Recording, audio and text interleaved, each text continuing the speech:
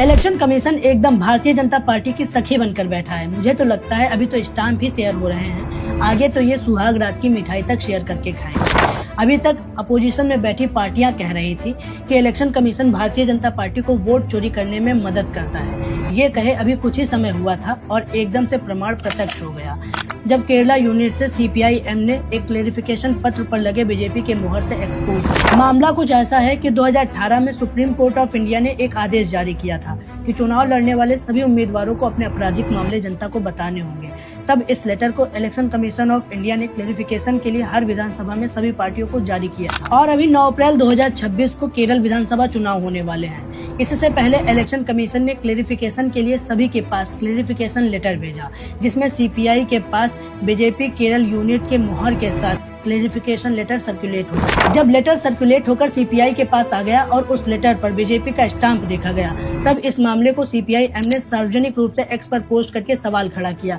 कि ये BJP Kerala unit का स्टाम्प इलेक्शन कमीशन के पास कैसे आ गया। और इसके बाद जब सीपीआई राज्यसभा एमपीपी संतोष कुमार ने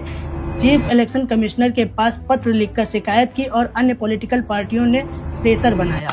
तब जवाब में केरला चीफ इलेक्टोरल ऑफिसर का वही साधारण सा जवाब था कि ये एक क्लिनिकल एरर था और जिसने ये गलती की उसे निलंबित कर दिया और कहा कि इस गलती की तुरंत पहचान हुई और दस्तावेज वापस लेकर सुधार किया गया। जैसा कि इलेक्शन कमीशन के ऊपर भारतीय जनता पार्टी के लिए वोटर लिस्ट में छेड़छाड़ करना, वोट काटने से लेकर वोट चोरी तक के इल्जाम लग चुके हैं और ये हरकत होने के बाद सवाल सीधे हो जाते हैं और इस पर बहुत सारे लोगों ने अपने अपने सवाल उठाए हैं और अब क्या मेरा भी सवाल जवाब ही है। ऐसे ही नहीं, इतने गलत काम करने के बाद भी देश में भारतीय जनता पार्टी के ठाठ है और सच में भारतीय जनता पार्टी को चुनाव जिताने में इलेक्शन कमीशन की सांठगांठ है।